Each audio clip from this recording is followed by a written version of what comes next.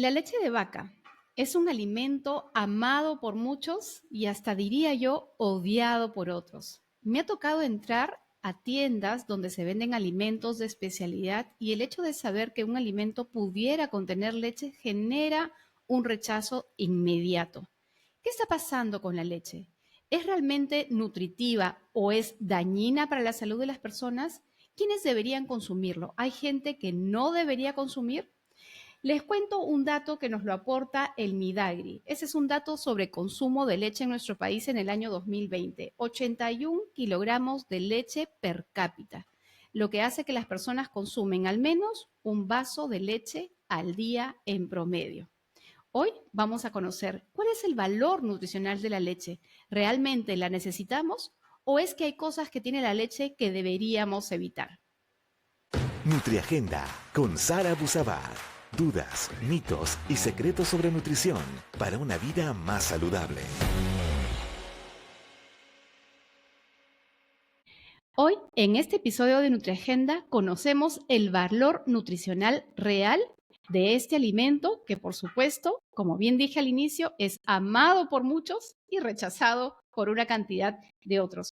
Hoy tengo un excelente invitado y estoy segurísima que ustedes van a valorar toda la información que tiene que compartirnos, porque es un especialista en el tema. De hecho, ha publicado información científica específica sobre la leche. Se trata justamente de Robinson Cruz, quien es nutricionista, especialista en nutrición clínica, en bioquímica aplicada a la nutrición y nutrición oncológica por la Sociedad Brasilera de Nutrición Oncológica y director del Instituto IDENUT, presidente del Comité Internacional para la Elaboración de Consensos de Estandarización en Nutriología, CIENUT, y autor y editor de 18 libros. Además, editor en jefe de revista indizada Renut. Robinson, muchísimas gracias por acompañarnos en este episodio y dar las luces precisas con información técnica, pero sobre todo con evidencia.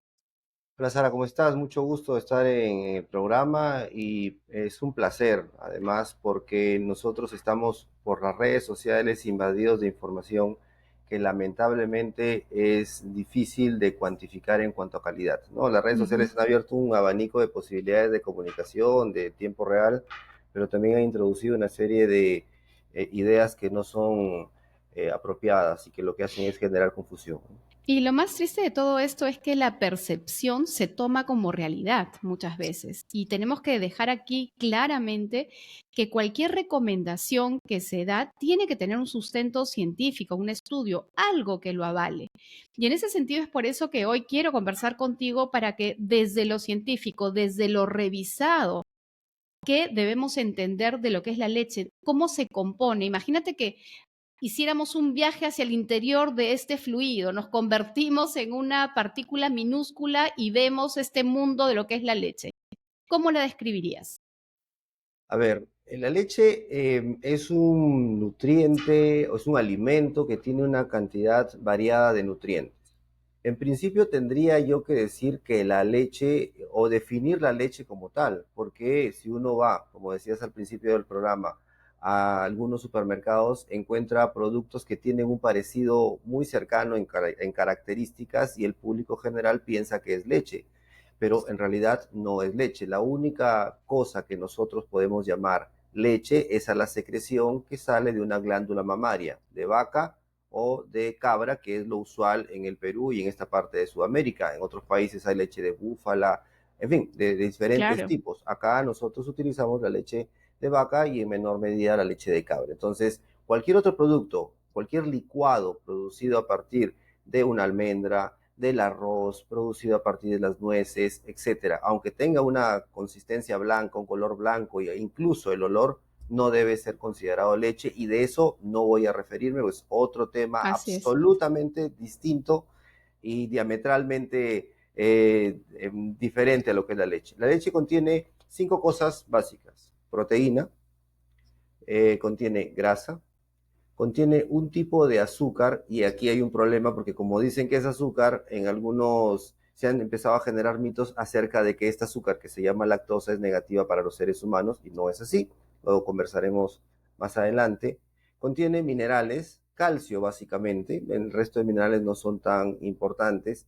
Y en cuanto a vitaminas, es una fuente importante de vitamina A. Estos son 5 nutrientes, digamos, básicos en la leche. Debido al procesamiento, puede ser que algunos nutrientes adicionales no se encuentren en una cantidad importante y luego cuando se envasa la leche recibe diferentes formas de enriquecimiento en caso de que alguno de ellos se haya perdido. Si hablamos Ujú. de los 3 más importantes en cuanto a cantidad, no porque sean nutricionalmente mejores, porque cada uno hace cosas distintas, la proteína es el que se encuentra en mayor cantidad en la leche. Una 100 centímetros cúbicos de leche tiene 3.5 gramos de proteína. Una taza de leche común de 240 centímetros cúbicos tiene 7 gramos de proteína. La misma cantidad de proteína que tiene, por ejemplo, un huevo entero. Ujú. Eso es lo que tiene de proteína. Y no solamente es una proteína en una cantidad importante, sino que es una proteína que tiene varias características peculiares. Es una proteína que no se mastica, nadie mastica la leche, solamente la bebemos. Su digestibilidad es de más o menos 95%. Significa que Ujú. de esos 3.5 estamos absorbiendo 3.2. Los aminoácidos que contiene la leche son de calidad nutricional elevada, entonces contiene un aminograma completo, justo y necesario para poder estimular el crecimiento de cualquier individuo, sea niño, adulto, adulto mayor, etcétera. En cuanto a la grasa, la leche contiene grasa saturada, que podría ser un problema para personas que tienen alteraciones de las grasas en sangre, dígase colesterol alto, el colesterol total elevado, triglicéridos elevados. En algunos casos esta grasa podría ser contraproducente, pero si no tengo un problema de por medio, esta grasa no tendría por qué generarme mayores inconvenientes. Otro elemento que tiene la leche es colesterol. La grasa saturada se puede convertir en colesterol. También tiene colesterol ya preelaborado la leche. No obstante, insisto, si no existe un problema de por medio, no hay, digamos, sugerencias acerca de restringir la grasa de la leche. Y hay personas que la restringen simplemente porque han escuchado que es grasa y es mejor consumir leche sin grasa y se acabó. Pero en todo caso podrían utilizar la leche descremada o semi-descremada como alternativa. Si uno tiene un problema establecido, ha sido sometido a una evaluación nutricional, una evaluación médica y se ha identificado que existe un problema con la grasa presente en la leche, se puede incluir se puede utilizar leche semidescremada o totalmente descremada, que esa sería Ujú. una de las alternativas que encontramos en los supermercados peruanos y de toda Latinoamérica. El otro componente importante es la lactosa. Y la lactosa ha sido muy vapuleada en los últimos tiempos porque como es un azúcar, le hemos hecho una propaganda tan Sí, grande al azúcar, satanizado totalmente. la hemos satanizado tanto que basta leer la palabra azúcar para alejarnos completamente del alimento. Pero azúcares tenemos azúcar sintética, que es la sacarosa, la que encontramos en el azucarero en el desayuno, pero también tenemos azúcares naturales. La leche tiene un azúcar natural que se llama lactosa y la fruta tiene un azúcar natural que se llama fructosa. Entonces, si las consumimos entera la fruta, no hay problema.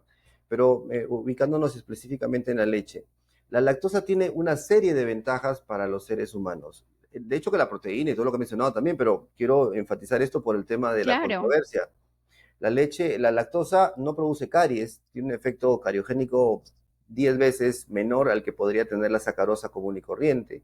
La lactosa contribuye sobre todo en la primera infancia a la construcción de la microbiota. La microbiota se va desarrollando con el tiempo y la lactosa presente en la leche contribuiría con el desarrollo de esta microbiota. La leche contribuye con la absorción del calcio. El calcio en general que nosotros Ujú. consumimos se absorbe por dos mecanismos. Uno que es activo, que es forzado, para que el público lo pueda entender. El mecanismo activo es que sí o sí va a ser absorbido y este mecanismo depende íntimamente de la presencia de vitamina D.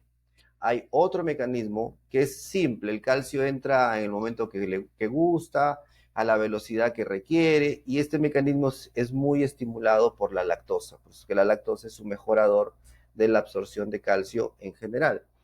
La lactosa, por ejemplo, la lactosa, que es una molécula que está formada por dos submoléculas o dos subelementos, la partimos en dos.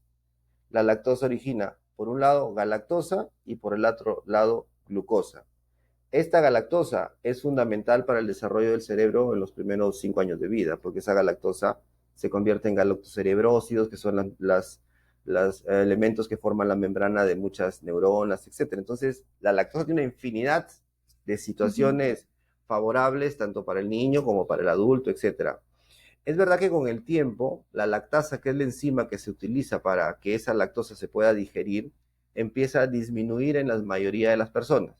No es que haya una enfermedad de por medio, es parte de la propia evolución. La producción de lactasa va cayendo paulatinamente y es natural que las personas que no tenían problemas con la lactosa puedan en el tiempo empezar a desarrollar algún problema de intolerancia a la lactosa. Es natural. Ujú. Y si por alguna razón tú dejaste de consumir leche un mes, 2 meses, si vuelves a consumir, la lactasa se produce por estímulo. Podría ser que tengas algo de intolerancia porque no has estado Consumiendo. consumiendo y no has estado produciendo la enzima de manera regular. Entonces, eso hace que las personas vuelvan a tener estos inconvenientes. Pero en general, todos lo vamos a enfrentar, es una cuestión natural, no es una cuestión patológica, no hay enfermedad de por medio. Hay gente que nace sin lactasa, si esa es una deficiencia primaria. En ese caso no hay nada que hacer, solamente tendría que consumir una leche libre de lactosa y hay también una serie de procesos Ujú. asociados al respecto, ¿no? Ahora, cuéntanos sobre el calcio. Siempre mencionamos que el calcio de la leche es uno de los mejores porque es el que mejor asimilamos o el que más asimilamos. Ok. A ver, sin que parezca que voy a hacer una apología a la leche y que la leche es el alimento indispensable para la vida y que no podemos vivir sin leche, hay que poner algunas cosas En su favorables. lugar, En claro. su lugar, o sea, la leche es un alimento muy bueno, pero muchos de los elementos que están ahí pueden ser reemplazados a través de la dieta variada y sin ningún problema. En el caso del calcio, nosotros en los alimentos tenemos dos tipos de calcio. Uno que se encuentra unido a proteínas dentro del alimento, que se le llama micelar. Para el público general esto Ujú. probablemente no tenga una importancia trascendente, pero para nosotros que somos del área es mucho más específico. Es un calcio unido a la proteína y otro que se encuentra libre dentro del alimento. Normalmente, el que se encuentra unido a la proteína tiene una tasa de absorción altísima, 65% en promedio. Mientras que el que se encuentra libre, su absorción es significativamente menor, porque al encontrarse libre, el calcio es algo así como una pajita que si se une a cualquier cosa, se va con eso. En cambio, el que está unido a la proteína, la estructura de protección hace que sea absorbido casi en su totalidad por encontrarse unido a la proteína. En el caso de la leche, el calcio micelar, o sea, el calcio unido a la proteína es casi el 65%. O sea, Ujú. la posibilidad de que ese calcio sea absorbido es significativamente mayor. Ahora, existe calcio, decían por ahí, en la harina de coca, hay calcio en el brócoli, hay calcio en la espinaca, hay calcio en Y infinidad de vegetales, ajonjolí. ajonjolí, en infinidad de vegetales. El problema con ese tipo de calcio es que se encuentra libre y en esos vegetales existen sustancias que no permiten una absorción apropiada. Por ejemplo, en el brócoli, la fracción absorbible de calcio del brócoli es no más del 5%. O sea que alguien tendría que consumir algo de 380 gramos de brócoli para obtener la cantidad de calcio que obtendría con una taza de leche. Ujú. Tendrías que consumir cantidades muy grandes, de hecho que podría ser, ¿no? Pues tendrías que consumir cantidades muy, muy grandes de vegetales para llegar a obtener la proporción de calcio que podrías obtener con una taza de leche nada más. Esto podría Ujú. ser aplicable a alguien que no tiene problemas de salud, pero si yo tengo a alguien que necesita una cantidad específica que le tengo que asegurar calcio, mejor me voy por lo seguro. Claro, Robinson, lo que nos has ilustrado ahora y que está súper claro y contundente, diría yo, permite, como tú dices, pensar que que la leche realmente es un gran alimento y yo como nutricionista lo afirmo. Es un gran alimento porque cubre necesidades nutricionales y con nutrientes de alta calidad, es decir, la proteína que tiene es de alta calidad, el cuerpo la aprovecha bastante bien. Y estamos en un país donde lamentablemente cada vez más existe inseguridad alimentaria, es decir, las personas están en cada vez mayor riesgo de poder conseguir la cantidad suficiente de alimento. Y a veces se toman hasta incluso políticas a nivel nacional que optan por desplazar la leche por otros alimentos que nutricionalmente pueden ser buenos, pero no son equivalentes, ¿no? Y ahí cabe la pregunta, no tanto pensando en estas medidas políticas, sino en lo que la gente en general que busca dar una buena nutrición a su familia tiene que tener claro.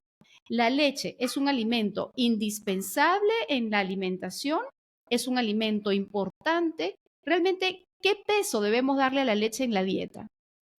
Es una muy buena pregunta porque digamos que hay diferentes factores que van a contribuir a que la ecuación sea viable, ¿no? Ujú, Por ejemplo, nosotros en el Perú, como lo he mencionado, tenemos una gran cantidad de programas de asistencia social donde hablamos del vaso de leche, digamos, en términos metafóricos, porque en realidad no es solamente el vaso, es mezclado leche con algunos cereales y va a ir variando la ración a lo largo de todo el Perú. La leche es un alimento importante dentro de la canasta básica. No quisiera utilizar la palabra indispensable porque eventualmente, como dije hace un momento, una taza de leche equivale a un huevo y podríamos ujú. encontrar algunas Muchos variables, reemplazos. muchos reemplazos, y si alguien no puede consumir leche por alguna razón en particular y nos está escuchando, podría sentir que está en un problema real de nutrición. Pero sí es muy importante la leche, muy, muy importante para todos los grupos etarios, sobre todo por la proteína que tiene y porque cada uno de los elementos que había descrito en los minutos previos pueden significar hasta un programa entero, pero en general la proteína que tiene la leche es de muy buena calidad, contribuye la leche, por ejemplo, en la proteína existen dos tipos de proteína dentro de la propia leche. Una se llama proteína del suero y otra se llama caseína. Dentro de la caseína existen, además, si vamos a hacerlo mucho más pequeñito, unos aminoácidos. Y dentro de los aminoácidos, uno de ellos se llama leucina, muy importante para el fortalecimiento de la masa muscular. Y ahora, todo el mundo, el universo entero del área científica, cuando uno va a un congreso, voy a hacer una presentación o vamos a hacer un grupo de trabajo, estamos enfocados a no perder masa muscular. Y la manera de proteger la masa muscular es consumiendo esta leucina, proteína, y dentro de esa proteína esta leucina. Y la leche y la clara de huevo son los alimentos que mayor cantidad de leucina te pueden proporcionar y de alta absorción, porque puedes encontrar leucina en vegetales también, pero la cantidad no es tan alta y la tasa de absorción no es tan importante. Entonces, para cerrar la respuesta la pregunta, a la respuesta, la leche es muy importante en la dieta de las personas. La leche es útil durante todos los grupos etarios. Aquello de que la leche para el becerro y que luego no nos Ujú. va a servir, es una locura que alguien por ahí comentó y que se ha ido pasando de boca en boca y se ha hecho una bola muy grande que no tiene un fundamento apropiado. La proteína que yo consumo la voy a necesitar en cualquier momento de nuestra vida. Otro mito que está asociado con la leche es que puede producir osteoporosis y es más, te presentan estudios donde te dicen consumir leche continuamente te puede producir osteoporosis, te puede producir cáncer. El tema es que cuando uno lee el detalle de los artículos, te empiezan los estudios para detectar este riesgo, ni siquiera que se va a presentar. Empiezan en 3 tazas o 750 mililitros de leche para arriba. Claro, cosa que muy poca gente consume además. Muy poca gente consume y en el Perú el dato de Minagri es interesante porque te está dando un promedio, pero si Ujú. nosotros lo Un promedio sopesamos, nacional. promedio nacional, hay gente que consume mucho más y gente que consume muchísimo menos. Sí, es correcto también. Ahora, teniendo bien claro lo importante que es la leche, lo bueno que es para la nutrición, todo lo que aporta y que además, digamos, ayuda a construir en nuestro cuerpo, sí es cierto también que hay personas que tienen problemas frente a la leche y problemas biológicos reales, ¿no? Por ejemplo, alergia a la proteína de la leche, particularmente algunos a la caseína, otros a la proteína del suero, ¿no? Pero finalmente este grupo de personas no debe consumir leche porque existe una alergia, ¿no? Para ellos, por ejemplo, para estas personas, este simple hecho afirma que la leche es mala para la salud. Y no solamente esto, sino que, por ejemplo, existen enfermedades, y me ha tocado escuchar a diferentes profesionales de la salud, pero que nuevamente cuando uno busca la investigación no encuentra mucho asidero, donde hay una asociación, no una relación, sino una asociación en que la leche podría ser inflamatoria, por ejemplo. Quisiera tu opinión al respecto. Ok. A ver, sobre la alergia a la proteína de la leche. La leche contiene dos proteínas altamente alergénicas. Una se llama caseína, pero más alergénica es la lactoalbúmina, que está Ujú. presente en el suero. Son proteínas muy alergénicas, porque tienen un potencial de generar alergia muy alto. Pero también las encontramos en los huevos, también no la misma, sino en cada alimento. Las encontramos en el pescado, las encontramos en el pollo, las encontramos en la carne de res. Pero no estamos hablando de alergias a todos estos productos. La prevalencia mundial de alergia a la proteína de la leche de vaca está entre 3 y 5% del mundo entero. O sea, no es un Mm. problema. Y afecta significativamente o en mayor proporción a lactantes. Y esto se va solucionando con el tiempo. Entonces, si tienes un lactante que ha desarrollado alergia a la proteína de la leche de vaca, en ese contexto, la madre tiene que dejar de consumir lácteos, seguir dándole de lactar, y si en caso no hubiese un resultado positivo, se tendría que ir por una fórmula que esté altamente hidrolizada o parcialmente hidrolizada, donde la proteína se ha modificado. Pero el primer camino es que deje de consumir lácteos y que le siga con la lactancia materna exclusiva. La caseína, la lactoalbúmina y el gluten, los tres, son los alergenos más frecuentes o generadores de alergias más frecuentes en el mundo. Entonces, cuando una persona tiene un proceso inflamatorio, cáncer, por ejemplo, puede tener un proceso inflamatorio asociado con la propia obesidad, puede tener una enfermedad renal crónica, puede tener cualquier tipo de proceso inflamatorio. El sistema inmunológico está tan alterado que existen por allí descripciones, no estudios hechos claramente, donde sugieren que introducir al cuerpo tres proteínas con un potencial alergénico podría exacerbar esa inflamación ya previa o hacer que el sistema inmunológico se altere mucho más de lo que ya está alterado. Entonces, por esa indicación, han empezado a haber una serie de ideas y de comentarios sobre que la leche va a estimular, por ejemplo, el desarrollo de asma cuando no existe relación al respecto. Hay personas que responden al lácteo desarrollando un cuadro de asma y hay otras personas que no responden al cuadro de asma, donde, por ejemplo, hay algo de información un poco más continua, es en personas que tienen trastornos de déficit de atención e hiperactividad o algún grado de espectro autista, donde se ha visto que restringir el consumo de caseína a través de lácteos podría contribuir no a curar la enfermedad, pero sí a disminuir la sintomatología que presentan los pacientes. Pero de ahí a que hayan demostrado que quitándolo realmente hay un cambio específico, no hay, simplemente son descripciones sobre la posibilidad de implementar eso en un momento determinado. Sobre, Hace... Sí, sí, solamente, perdón que te interrumpa, sobre este caso de la relación en cuanto al proceso inflamatorio, teniendo en cuenta estas tres proteínas que son las más alergenas, entonces tendría en el momento, podríamos decir nuevamente, una asociación que es distinto a una relación, para que la gente nos entienda. Cuando estamos hablando de una relación, es decir, yo identifico la causa y el efecto directo de este problema. Pero cuando encuentro una asociación es como encontrar coincidencias, ¿no? Es decir, yo tengo un grupo de gente a los cuales les administro leche y me doy cuenta que en general aumenta el proceso inflamatorio. ¿Cómo es el mecanismo? ¿Hay una relación directa? No lo sabemos, pero al parecer podría ser. Entonces, sí le darías asidero a la posibilidad de que la leche o la proteína de la leche podría, digamos, ser un factor inflamatorio en casos específicos. Exacto. Si yo no tengo ningún problema inflamatorio, consumir leche no me va a generar, al menos desde el punto de vista alergénico, algún tipo de desarrollo.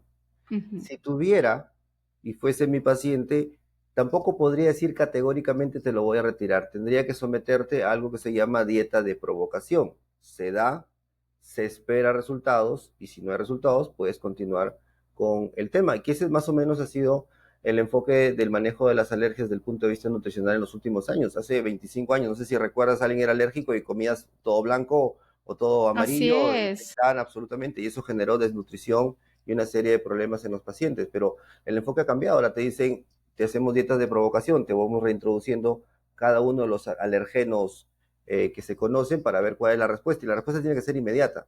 Uh -huh. Ahora, hay enfermedades, perdón, para terminar la idea, hay enfermedades donde sí podríamos empezar por una restricción, pero son muy pocas, no es la mayoría, digamos. Si tuvieses que mencionar alguna. Si tuviese que mencionar alguna, por ejemplo, una tiroiditis de Hashimoto, alguna enfermedad de tipo autoinmune, Nuevamente con la relación inflamatoria, entonces. normalmente es cuando las personas tienen reacciones autoinmunes que generan enfermedad, ahí se podría probar si quitando lácteos se reduce el Ujú. efecto, digamos, ¿no? Pero en general no. Mencionaste un poco en el caso de cáncer, ¿no? Las enfermedades oncológicas y la leche. Nuevamente, me ha tocado escuchar a diferentes profesionales de la salud, digamos, sacrificar a la leche de inmediato una vez que el paciente tiene cáncer. Sin embargo, yo personalmente no lo comparto, salvo que haya una condición específica. Quisiera pedirte tu opinión basado en los estudios, en lo que has revisado. ¿Tiene la leche una relación o una asociación con el cáncer? A ver, tres momentos. Primero, primera pregunta, ¿la leche puede producirme cáncer? No hay nada hecho al respecto, nada. ¿Hay alguna asociación entre el consumo, asociación, no causa-efecto, que dice que si hay algunos estudios que han encontrado en personas que consumen más de 4 tazas, casi 1 litro de leche diariamente, que además tenían obesidad, que Claro, además es un dato muy particular, claro. habían desarrollado hombres cáncer de próstata, no más que eso. Ujú. Pero no está bien claro si es la obesidad o el consumo de leche, porque la obesidad es uno de los factores más importantes para el desarrollo de cáncer de próstata. Entonces la leche quedaría ahí como que un invitado de palo. No Ujú. se sabe si es la leche o no. Dentro del tratamiento del cáncer, podría ser en algunas circunstancias necesario retirar la lactosa de la leche. Porque, por ejemplo, las personas que son sometidas a irradiación de abdomen suelen tener problemas en la altura de las vellosidades intestinales y en la producción de lactasa. Ujú. Entonces, no van a tener lactasa. Si yo le doy leche, se va a producir una Claro. diarrea, se va a producir cólicos y una sensación difícil de manejar. Entonces, o hay tratamientos donde algún medicamento puede interactuar con alguno de los elementos de la leche y por ejemplo, se dice no vas a consumir durante un tiempo determinado. O por ejemplo, la persona está consumiendo hormona tiroidea exógena porque ha tenido una resección de glándula tiroidea, entonces tiene que tomar levotiroxina. Consume el medicamento, pero cada vez que uno consume hormona tiroidea, debe esperar 4 horas, por lo menos, para poder consumir cualquier fuente de lácteo. No solamente leche, que eso, yogur. Claro. Debe esperar 4 horas exactas. Si no espera 4 horas, puede afectarse la absorción de la hormona y el tratamiento no sería efectivo. Entonces, esto, por ejemplo, puede ser llevado a no consumas lácteos nunca más porque va a interactuar. No es correcto. Cada situación tiene que ponerse en el contexto adecuado y cada situación tiene que analizarse para saber si la persona que tenemos enfrente vale la pena retirarle la leche, porque vuelvo al principio de nuestra conversación. La leche no se mastica, la proteína solamente se tiene que deglutir, no tengo que hacer ningún esfuerzo, y es una proteína de altísima absorción, de altísima calidad, y eso es algo que tenemos a la mano con mucha facilidad. Y es una ventaja, además, sobre todo cuando tenemos pacientes que tienen problemas justamente de masticación, pérdida de piezas Correcto. dentales y tantas otras circunstancias donde la leche se convierte en un elemento muy importante para poder nutrir a esa persona. Hay otra circunstancia bastante discutida, de hecho, revisé un poco lo que recomienda la Organización Mundial de la Salud, pero también algunas sociedades, sobre todo americanas de pediatría, respecto del el momento de introducir la leche de vaca en menores de 3 años, ¿no? Sobre todo en ese grupo etario, porque la Organización Mundial de la Salud tiene publicaciones donde afirma que introducir la leche de vaca a muy temprana edad, 1 año, 2 años, está relacionado con microhemorragias intestinales. O sea, uno no lo ve en el pañalito, no lo ve en el excremento, pero esto podría generar una anemia en estos pequeños, mientras que la sociedad, algunas publicaciones de sociedades americanas dicen lo contrario, no, sí se puede dar a temprana edad. ¿Cuál es su opinión? A ver, la OMS, estudios desde el año, de finales de los años 90, demostraron que niños que consumían leche entera antes del año podían desarrollar microsangrados y perder hasta un 30% de hierro a través del microsangrado. Estudios del año 1990. Eso ha sido sostenido por la mayoría de organizaciones en el mundo. Hace unos 5 años, Espejan, que es la más grande de Europa, propuso que la leche se pudiese introducir a través de la forma de yogur, o sea, no la leche, sino una variante, en niños que tuvieran diarrea por el tema de la microbiota, por Ujú. las bacterias. Pero comercialmente en el Perú, un yogur que contiene esas bacterias para, digamos, manejar la diarrea es muy costoso, lamentablemente. La mayoría de yogures comerciales no tienen la cantidad suficiente de cepas como para ser considerado un tratamiento O no eh, son viables a la hora de su consumo, ya que no están activos, que tal cual, también ocurre. tal cual. Entonces, no aplicaría para nosotros. Recientemente se ha publicado la nueva guía de alimentación complementaria de la OMS, donde dice que la leche podría ser introducida desde los 7 u 8 meses. Sin embargo, esta guía ha sido altamente cuestionada porque no se ha rebatido todavía el tema del microsangrado en menores de 1 año, y además se ha introducido, que eso es lo que se ha cuestionado más, el uso de bebidas lácteas, o sea, Mm. bebidas vegetales en la alimentación complementaria. Para la OMS, un niño de 6 meses podría no recibir leche y podría recibir jugo de almendras, Mm. que comercialmente se conoce como leche de almendra, Leche. ¿no? Pero no es una leche de almendra, no es una leche, digamos, ¿no? Entonces, eso lo ha introducido la OMS, y hay una discusión fuertísima en relación a la viabilidad de esto. Yo he estado en Europa hace 3 meses, hace un mes y medio, en una de estas, por el trabajo que tengo, en alguna de estas discusiones, y son muy fuertes acerca de por qué se está incluyendo estas bebidas vegetales dentro de la alimentación complementaria, pero hay una ola demasiado grande de este tipo de información. Pero digamos Entonces, que la leche y la microhemorragia intestinal o el microsangrado sigue es algo siendo que se una, sostiene. siguen siendo un problema que no ha sido rebatido totalmente. Entonces, como conclusión, la leche entera de vaca, debería ser introducida recién después de los 12 meses. Después de los 12 meses, Después de no los, esperar hasta los 3 años de edad. no es necesario hasta los 3 años. Después de los Ok, 12 meses, ya el niño podría tener porque esto. ahí hay un punto muy interesante. Cuando la madre da de lactar durante el primer año de vida, y desde acá promovemos a que dé más de un año de lactar, pero cuando se corta la lactancia materna, digamos al año, pasa por unas leches de transición para luego al tercer año recién introducir la leche de vaca. Entonces, con estas actualizaciones podríamos eliminar la leche de transición y a partir del año dar la leche de vaca. En Si existe la posibilidad de utilizar estos productos, en buena hora. Si no Ok. si no hay la posibilidad de utilizarlos, hacer la transición hacia la leche entera después de los 12 meses es una posibilidad que sí está descrita en la mayoría de organizaciones. Ujú. Robinson, hemos dado una pincelada bastante general a todo este mundo de lo que es la leche. Yo creo que hemos logrado despejar algunos mitos, pero sobre todo dar claridad con un sustento sólido de lo que es realmente el valor nutricional de la leche y todos estos mitos que giran a su alrededor y que de hecho seguramente hay muchísimos más. Hemos mencionado el tema oncológico y no quisiera despedirme sin antes aprovechar la oportunidad para que toda la gente sepa que acabas de publicar un libro respecto de la alimentación y el cáncer, que dicho sea de paso te comprometo para hablar en un episodio específicamente sobre este punto. No sé Bueno, si te tendrás el agradezco. libro por ahí, Sí, para, si lo puedes mostrar para que la gente que esté aquí interesada y lo nos tengo. cuentes. No sé si se ve.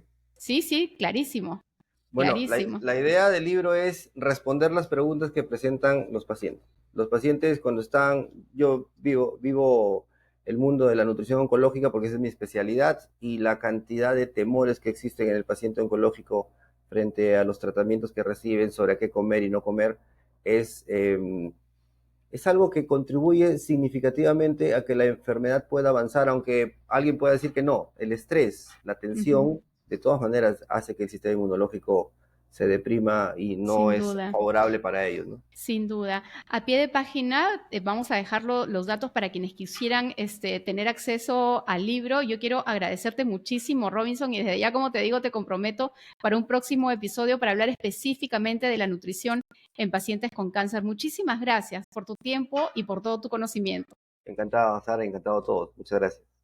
Nutriagenda con Sara Busabar. Dudas, mitos y secretos sobre nutrición para una vida más saludable.